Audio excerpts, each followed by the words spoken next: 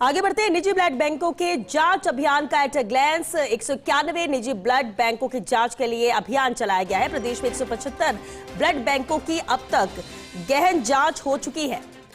9 blood बैंकों में जांच के दौरान नहीं मिली किसी भी तरह की खामी। अलग अलग गड़बड़ियों को देखते हुए 158 सेंटर को कारण बताओ नोटिस दिया गया है और इसमें से 52 ब्लड सेंटर संचालकों के जवाब मिले, जिसके आधार पर एक्शन हुआ। जयपुर के 3, झुंझुनू, अजमेर और टोंक के एक सेंटर का लाइसेंस निलंबित किया गया है।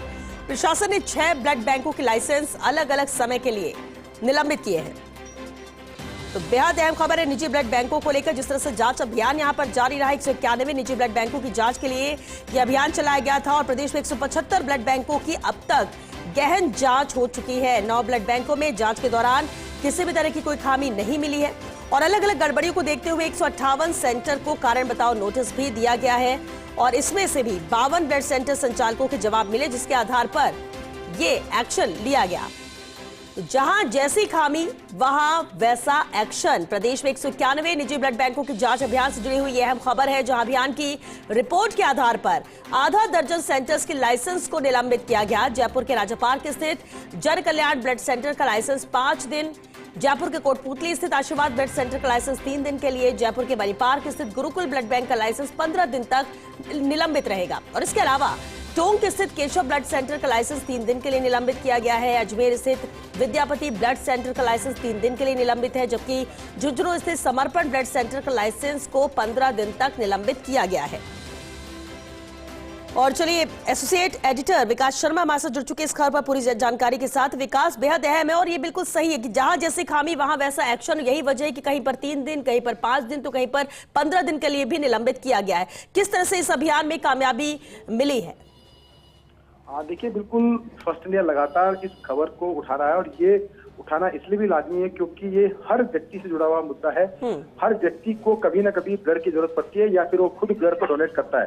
तो ऐसी स्थिति में अगर ब्लड दान का दिया हुआ ब्लड है वो अगर कारोबार में लिप्त हो जाए तो फिर कहीं ना कहीं सवाल उठने लाजमी थे और इस पूरे मामले को हमने उठाया था, बताया था कि किस तरह से राजस्थान में दान का जो रक्त है उससे किस तरह से कारोबार किया जा रहा है। दूसरे राज्यों के अंदर ब्लड भेज करके वहां पर अवैध गतिविधियां की जा रही है और इसकी पुष्टि भी हुई थी। 3 ब्लड बैंकों की तत्काल जो है लाइसेंस जो है रद्द कर दिए गए थे और उसके बाद में पूरे प्रदेश भर के जो ब्लड बैंक है उन ब्लड बैंकों पर विशेष अभियान चलाया गया था। इस 15 दिन के अभियान के अंदर 191 निजी ब्लड बैंकों पर जांच की जानी थी। उनमें से 175 ब्लड बैंकों की जांच की गई है और 175 ब्लड बैंकों की जांच की गई। उनमें से आप देखिए अधिकांश जगह पर कहीं रजिस्टर नहीं मिला, कहीं स्टाफ की शॉर्टेज मिली, कहीं पर जो ब्लड बैंक है वो ब्लड बैंकों का संधारण नहीं किया जा रहा था। एक बहुत बड़ा लापरवाही मानी जा सकती है कि कितने ब्लड बैंक आपने परचेज किए, कितने ब्लड बैंकों में आपने ब्लड एकत्र किया और कितने ब्लड बैंक के जरिए आपने ब्लड का ट्रांसपोर्ट किया। इस तरह की कोई भी संधारण जो रिकॉर्ड का वो नहीं मिला। इसके अलावा कैश जो रिसीव किया जाता है या कैश को डिलीवर किया जाता है उसकी जो डिटेल है वो भी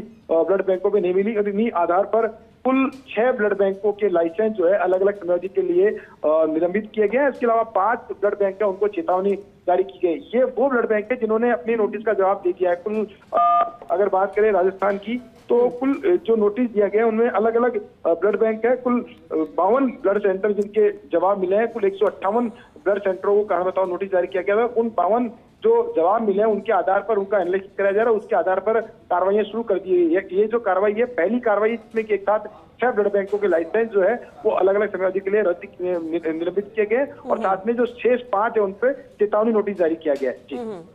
चलिए, बहुत शुक्रिया विकास इस पूरी जानकारी के लिए। तो जहां जैसी खामी थी उसी लिहाज से एक्शन भी यहां पर हुआ है, निलंबित भी किए गए हैं कई ब्लड सेंटर्स और कई को कारण बताओ नोटिस भी दिया गया है। कई ऐसे सेंटर्स भी जहां संचालकों ने जवाब दिए हैं जिसके आधार पर ही एक्शन हुआ है। तो ये बेहद अहम अभियान है, जिस तरह से आगे भी ये जारी रहेगा।